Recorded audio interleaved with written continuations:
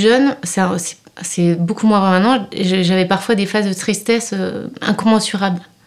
Et ça, c'est difficile quoi, enfin, à vivre. Et du coup, j'avais besoin aussi de quelque chose pour m'aider là-dessus. Et puis, il y avait aussi des relations compliquées avec mon papa, notamment. Donc voilà, j'avais aussi tout ça que je voulais régler. Et puis, dès qu'on est sur la sphère de la communication... en fait, il y avait des parties de moi que j'aimais pas. C'est toujours le cas. Hein. Pas tout guérir et tout régler non plus. Mais voilà, il y avait ce truc-là de se poser tout d'un coup et de dire mais pourquoi je suis là et qu'est-ce que je fais? Et puis, c'est aussi un fort... C'est même pas désir, un fort besoin de te dire ok... ce monde-là, comme il est, il me convient pas et j'ai envie de le changer. Donc j'ai beaucoup cherché un métier où je pouvais changer le monde au début. Et en fait, finalement, c'était plutôt... Ouais, moi, je suis persuadée de ce truc, c'est très fort, ça. C'est quand on change soi qu'on change le monde. Moi, je l'ai vécu dans des relations avec les gens.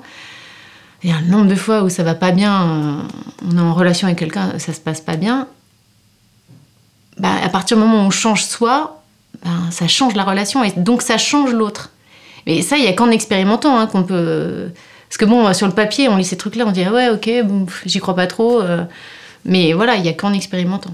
Même si je suis très loin de maîtriser le processus, quand j'avais des gros soucis avec mon père, notamment, un truc comme ça, je m'écrivais mon message en communication non violente, quoi. Oui, je l'écrivais à l'avance. Non, parce que dans le feu de l'action, c'est mort, quoi. Je sais pas, moi, en tout cas, j'y arrive pas. Alors, ça va un peu mieux quand même maintenant, mais quand c'est quelque chose qui nous touche vraiment, quand c'est de la sphère affective, que ce soit, je pense, les parents, le conjoint, les enfants, quand il y a quelque chose comme ça de très ancré, autant quand on a du recul, je pense qu'on peut y arriver plus facilement, mais quand il y a des choses qui nous prennent aux tripes tout d'un coup, c'est compliqué de pas avoir le cerveau reptilien qui prend le dessus. Donc voilà, clairement en mettant en pratique ce que j'apprenais dans les livres. Pour la communication non violente, c'était le fait d'être vraiment en message je, donc d'arriver à dire quand tu fais ça, je me sens comme ça, c'est pas facile, quoi. Notre pauvreté lexicale, quoi, sur ce sujet des émotions et des sentiments, elle est assez grande, on va dire. Et il y a eu un moment où j'étais coincée, quoi. J'étais coincée et j'ai fait deux choses qui m'ont décoincée, qui m'ont permis de demander de l'aide, de pas faire toute seule. J'ai fait une constellation familiale, donc ça c'est une thérapie, c'est pas vraiment une thérapie, c'est une pratique qui vise à se remettre dans le système de la famille et à guérir un point de blocage sur ce système de la famille. Donc c'est complémentaire à un développement, on va dire, individuel. Et donc ça m'a permis de débloquer le pourquoi je ne pouvais pas demander de l'aide, justement.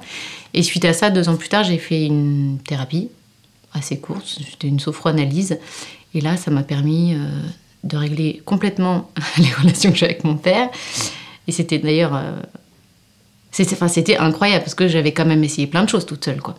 Et j'étais consciente de plein de choses, j'avais compris plein de choses. Mais là, ça a vraiment débloqué, et maintenant, on a une relation... Après, mon père, il est comme il est, c'est un peu compliqué, mais on a une relation, je dirais, aussi normale qu'elle puisse l'être dans le cas qu'on est. Et me préparer à être maman. Parce que je me disais, on a tous plein de casseroles, et j'aimerais bien... j'en transmettrai forcément à ma fille, mais le moins possible, s'il vous plaît. Voilà. Moi, je viens d'une famille, donc côté du père, c'est un peu compliqué, donc il y a pas mal de troubles psychiques. Et du coup, ça fait forcément naître des angoisses par rapport au fait de qu'est-ce qu'on peut transmettre, etc.